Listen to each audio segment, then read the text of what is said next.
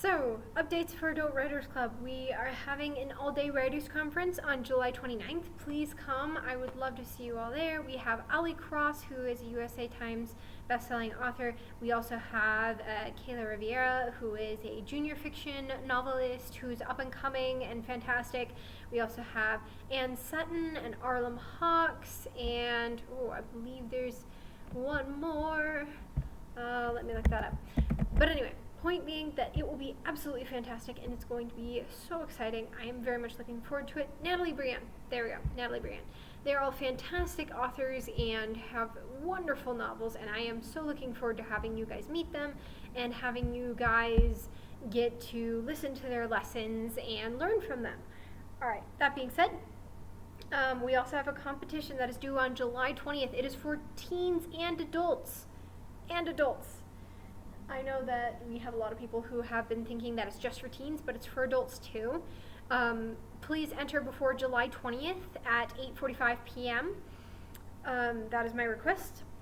If it's after 8:45, unfortunately, the library is going to start closing at 9, so as a result, we have put the cutoff at 8:45 hard. No caveat. No caveats or exceptions.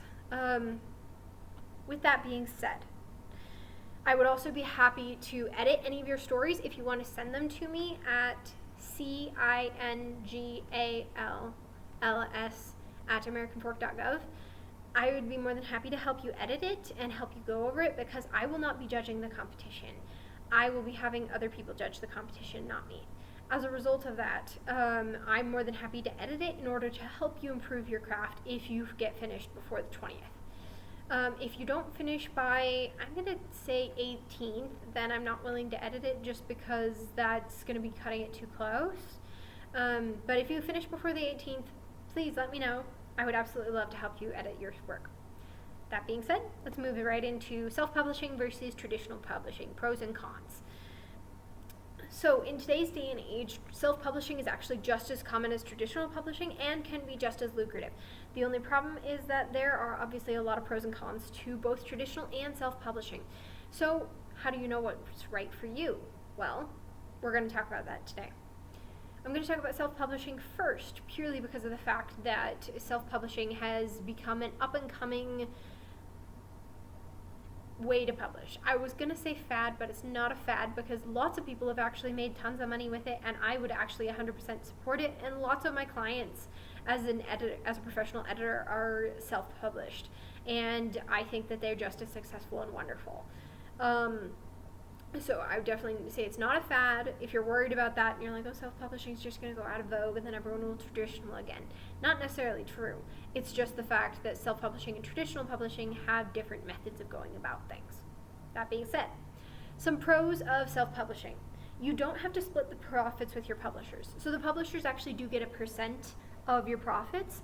That's why it's free. You get it edited for free, you get the cover design for free, you get them marketing it for free. All of that's for free, but it's not for free because in reality they take a percentage cut for what they're doing. But as a result, you don't have to pay them out of your pocket. As a result, the benefit of self-publishing is that you don't have to split any of your profits with your publishers. The cover design, the way it sits on the page, the font, etc., is all your choice. That being said, though, I keep saying that a lot today. There are some fonts that are hard to read. It reads funny if it's formatted funny, so definitely consider getting a formatter. Make sure that you get it professionally edited as well. Yes, I'm a professional editor, so I am slightly biased. However, if 90% of people read traditionally published books most of the time, and if your book is going to stand out amongst the traditionally published books, you're going to want a professional editor. That's just my personal opinion and the opinion of many other friends that I have as well. So it's not just me. Unfortunately, a lot of readers are so used to traditionally published novels that it feels awkward and stilted if it's not edited and not formatted properly. It's unfortunate result of the society that we live in. That being said, the cover design is completely your choice, and you can hire whoever you want as your cover designer and have your cover look as beautiful or as crazy as you want it to look. You also don't have to deal with rejection or trying to find an agent. All that time spent trying to find an agent, trying to work things out, you don't have to do that. You didn't even have to go anywhere near it with a 10-foot pole. The only thing you need to do is try to find an editor who's willing to work with you and try to find a cover designer. That's it. And a formatter, preferably, but editor and cover designer are bare minimum. Next, you get to write your books on your own schedule because you aren't locked into a contract.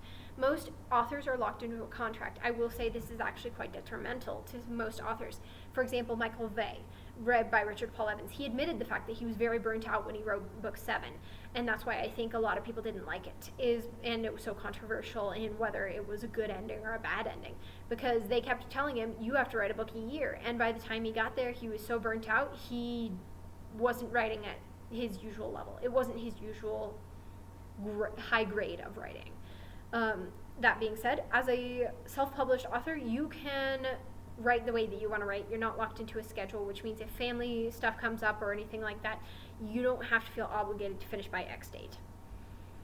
Alright, the last thing that I'm going to mention that's a pro for self-publishing, there are a lot of pros to self-publishing and a lot of cons to self-publishing, same thing with traditional. I'm just going to mention the top ones. So this is the last of the top ones. You can choose your own editor with the style that works well for you. With traditional publishing, they pick a cover designer for you, they pick an editor for you, and the editor may actually not work for you. You might have an editor that's like, I'm a pessimist, and your whole book is about hope. That's a problem. You also might have a cover designer in traditional publishing where they're like, how about we do an abstract art cover? And you're like, I don't actually like abstract art. You don't really have a say in it anymore. Whereas with self-publishing, you can choose your own editor with a perfect style for you and choose your own cover with the perfect style just for you. That being said, that's apparently the catchphrase of today. Cons of self-publishing. You have to find and pay your own editor while also avoiding scam editors. Same thing with book cover designers.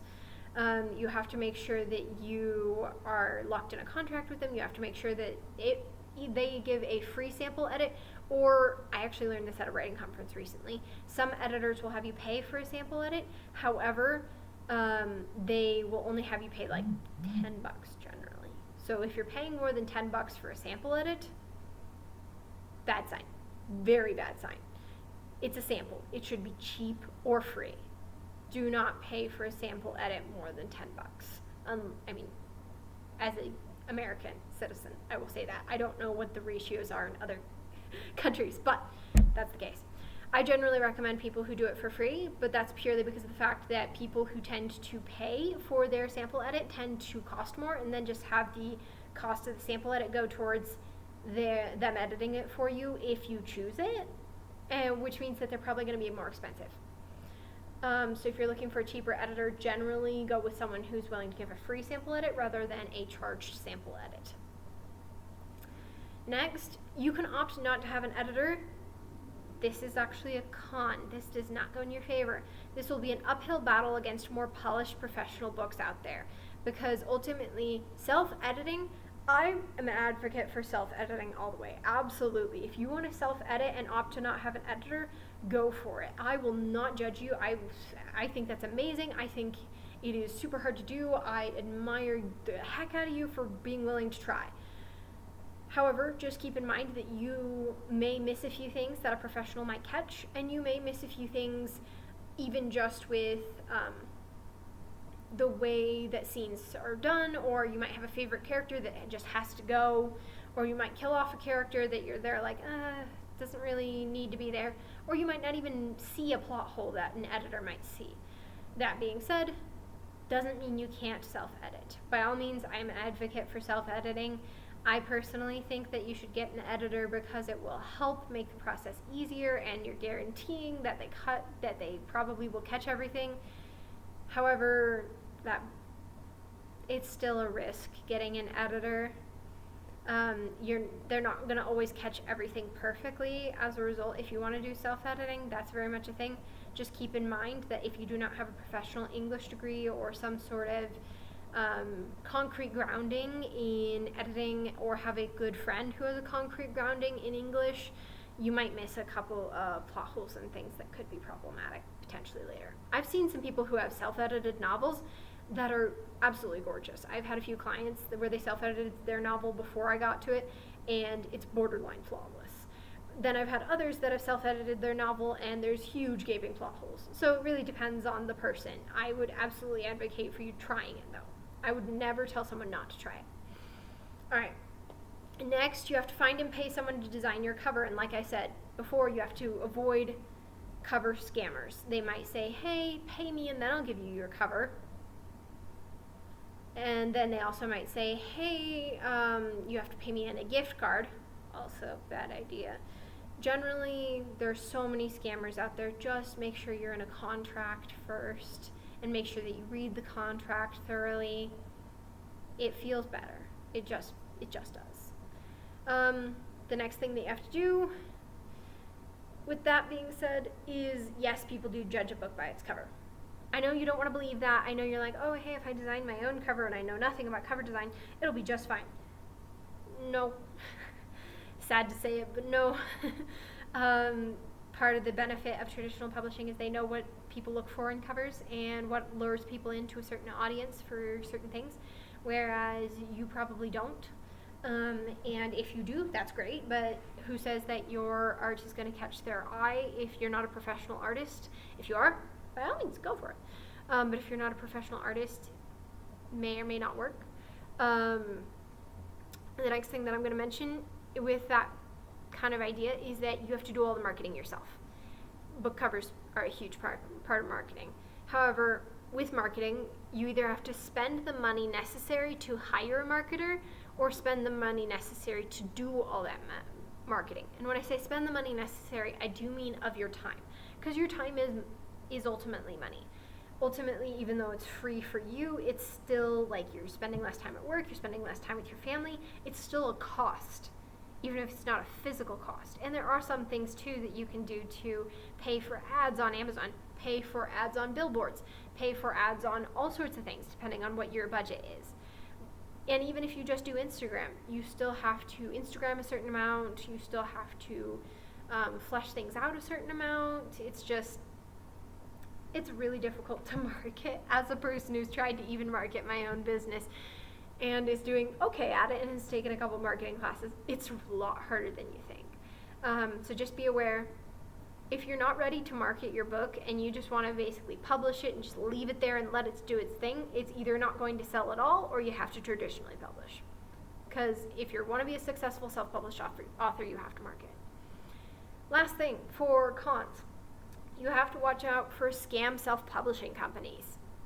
Basically, the scariest part of self-publishing is that 90% of the universe is a scam. It's scary as heck, but I have to laugh about it because, oh, what a society we live in.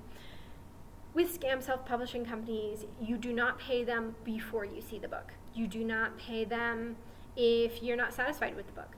You make sure that you're in a contract first. You make sure that you see that they have other reviews that are well done. You absolutely have to make sure that if you are self-publishing with a company that they are not a scam. And with that being said, there are plenty of websites like Writer Beware that have editing and self-publishing and cover designers listed that are scammers, and even scammer agents for those of you who are traditionally publishing. So please check out Writer Beware. It's really helpful. All right. Traditional publishing. Ooh, we're running out of time. Pros, they assign you an editor to work with you, and you don't have to pay the editor. Normally, editors cost anywhere from $300 to sometimes $2,000, depending on whether they pay via word count or by hour. It's a lot of money. And I honestly don't pay that much as a professional editor, but that's because currently I am just up and starting, and so as a result, I am giving discounts to try and encourage people to work with me, because I realize that I am just up and coming, I'm just starting. They could be paying more for someone else who has been established longer, and I realize that, so I'm giving a discount because I realize that I'm up and coming as an editor. Moving right along. They also assign you and pay someone for you, so it's again free for you, to design your cover for traditional publishing. And they also pick a cover that they know will fit the niche market. Generally, traditional publishers know what people want in a cover. That's why people pick it up, is because people judge books by their cover. They just do. And if you traditionally publish and you get a cover professionally designed, they're going to do everything in their power to make sure that it is the perfect cover so that it sells better. They also do a majority of the marketing for you. They don't do all marketing. It depends on where you get published. Some places do all marketing and other places do partial marketing. But they generally do a majority of the marketing for you. They will never let you do marketing just by yourself unless they're a self-publishing company. They also have a lot of connections to help promote your book and get it onto the shelves in bookstores. That's part of the hardest part about being a self-published author that I didn't mention before, is that you have to try and get your book into bookstores because just Amazon isn't enough. As a result of that, it makes it so that you have a lot easier time with traditional publishers because they already have book deals with the stores. So all they have to do is say, we have a book, and they'll take it. Whereas with self-publishing, you have to go and explain the book to them and pray that they'll buy it. Yay! And then once again, you're taking a cut. So in some ways, going traditional, they're taking a cut. Self-publishing, they also take a different kind of cut. It's hard. There's also a higher likelihood with traditional publishing that your book will be recognized, and it will be because of the fact that it will be in more bookstores and it will be more well marketed and well rounded as marketing, unless you know what you're doing with marketing. And even then, it's hard. It's really hard to market. The cons to traditional publishing.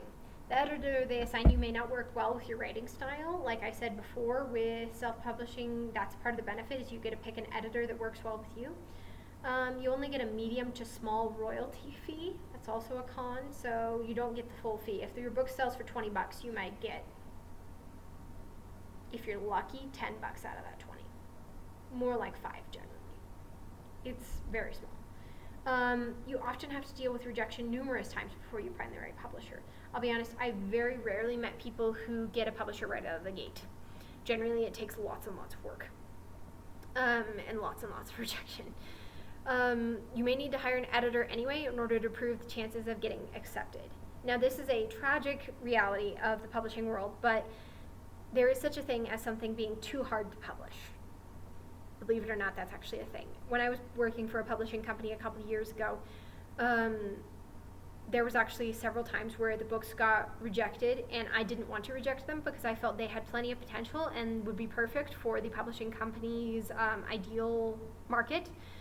But because of the fact that they had too many plot holes, character problems, etc., we ultimately didn't publish it. However, if they had fixed those problems and had an editor work on it beforehand, then it would have been a higher chance. Not guaranteed, but a higher chance. So if you're noticing that you're getting hundreds of rejection letters, you might want to take a relook at your book and possibly have a professional editor go over it, which means it's an extra cost, unfortunately.